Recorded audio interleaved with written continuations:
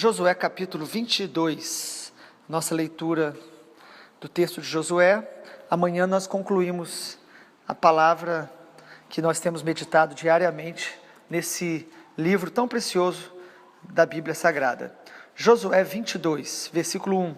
Então Josué chamou os Rubenitas, os Gaditas e ainda a meia tribo de Manassés e lhes disse: tendes guardado tudo quanto vos ordenou Moisés, servo do Senhor, e também a mim me tendes obedecido em tudo quanto vos ordenei.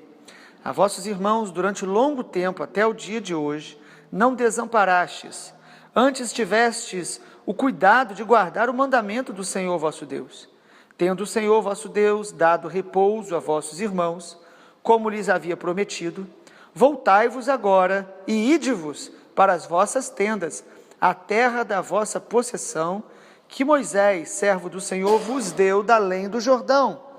Tende cuidado, porém, de guardar com diligência o mandamento e a lei que Moisés, servo do Senhor, vos ordenou, que ameis o Senhor, vosso Deus, andeis em todos os seus caminhos, guardeis os seus mandamentos, e vos achegueis a Ele, e o sirvais de todo o vosso coração e de toda a vossa alma.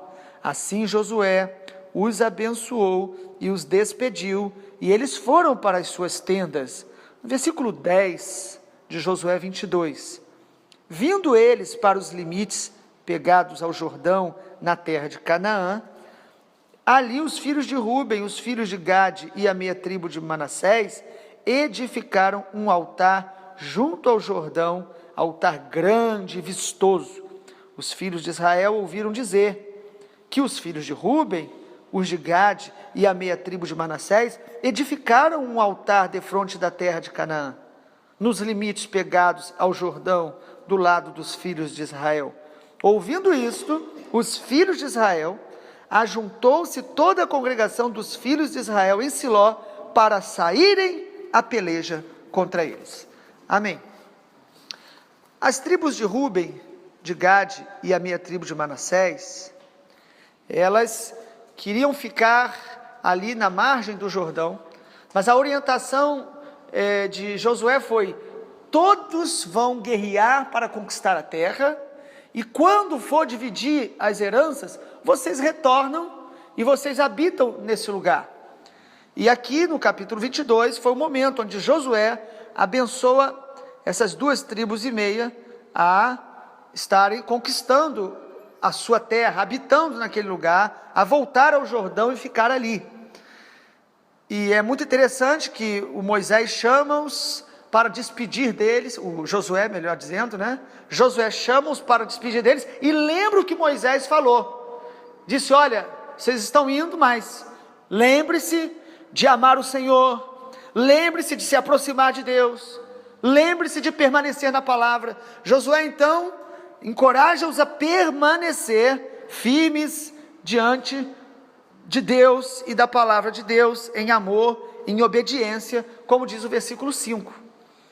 Isso nos ensina muito, que mesmo Deus nos dando a nossa promessa, a nossa herança, nós precisamos nos recordar sempre de permanecer na palavra, de cultivar esse relacionamento com Deus, que é o mais importante da nossa vida. Estar com o Senhor é o tempo mais importante que nós investimos na nossa vida. Essa foi a palavra de Josué a essas tribos. Porém, acontece um grande equívoco. Essas tribos, quando retornam, eles pensam, eles não consultam o Senhor. Vamos levantar um altar aqui. Para quem o altar? Para Deus. Mas havia apenas o lugar de adoração, era o tabernáculo que estava entre o povo de Israel. E de repente essas duas tribos e meia resolvem levantar um altar lá onde eles estavam, para dar testemunho para os seus filhos. A intenção deles era boa, porém isso não chegou bem aos ouvidos de Josué e das outras tribos, a ponto de, quando eles ouviram, se juntaram para ir lá guerrear contra as duas tribos e meia. E aí aqui nos fala de um grande princípio, que é resolver conflitos com humildade. Resolver conflitos com humildade. No nosso processo de conquista da nossa alma, de caminhada com Deus, de crescimento em Deus, nós teremos alguns equívocos, nós teremos conflitos de relacionamento com irmãos, com pessoas que muitas vezes têm as motivações boas como nós, que querem agradar a Deus como nós, mas que por algum motivo, alguma atitude delas, não soa bem quando a gente ouve, ou quando a gente vê, e nós ficamos às vezes achando que está até afrontando o Senhor, e caímos num grande risco de estarmos guerreando contra pessoas, ao invés de guerrear contra o nosso inimigo comum.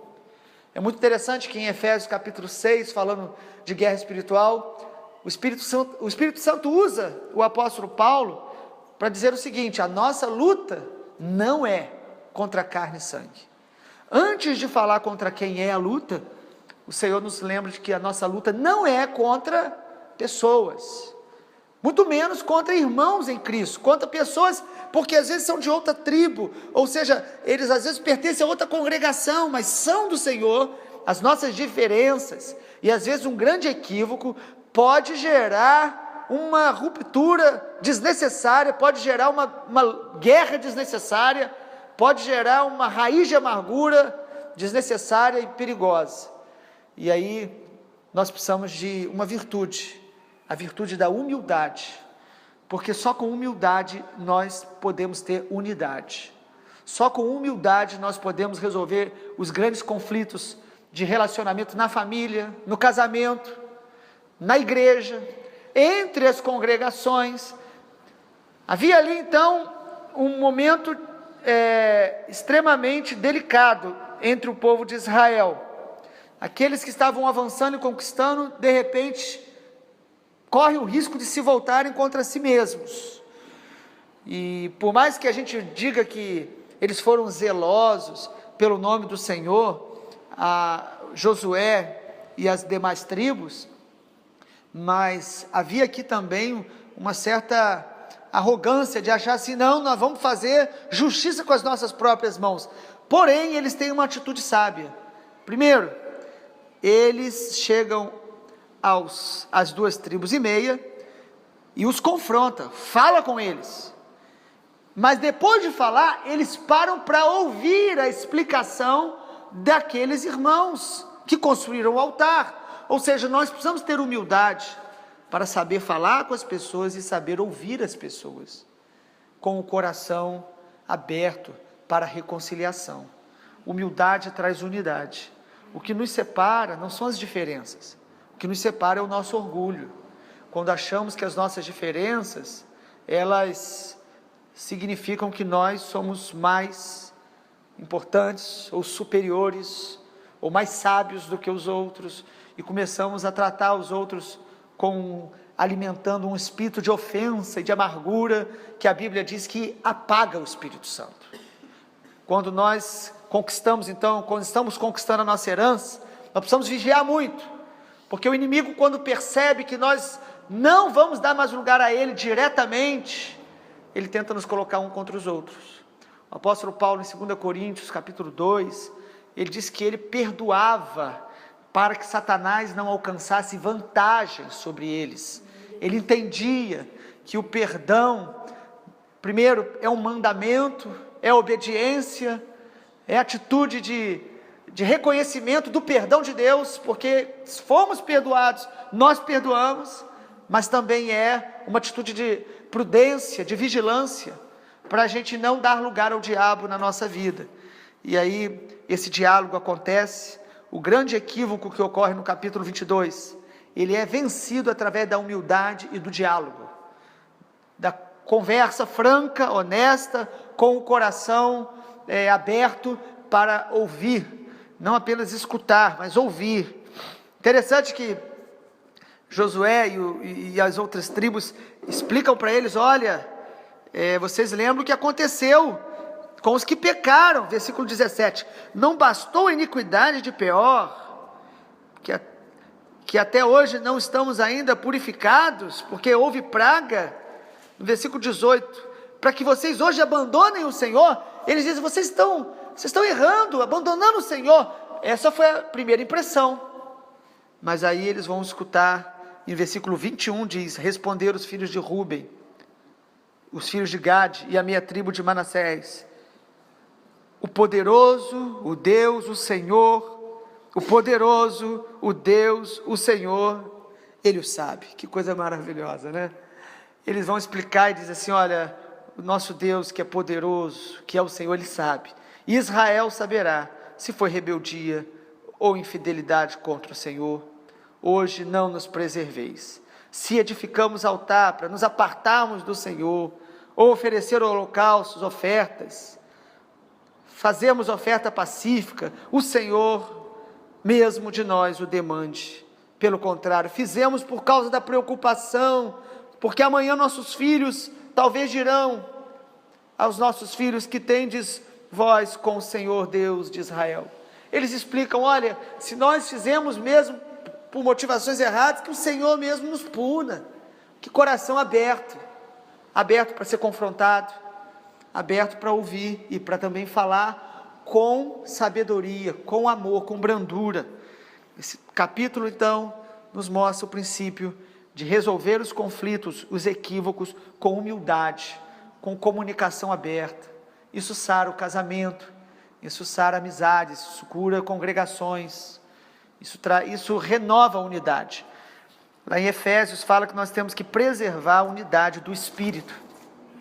Nós não podemos produzir unidade, mas há uma exortação bíblica para que a gente preserve a unidade, essa comunhão que nos torna relevantes como igreja. A Bíblia diz que Jesus ensina isso no Evangelho de João: quando somos um, o mundo crê que Ele foi enviado pelo Pai.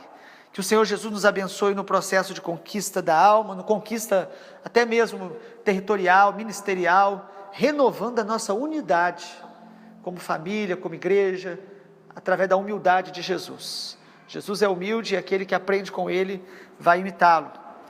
O Senhor Jesus nos abençoe nessa manhã.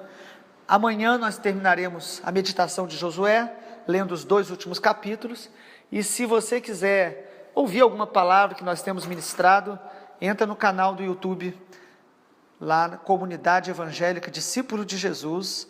Temos palavras que podem edificar e abençoar a sua vida. Deus abençoe. Amém.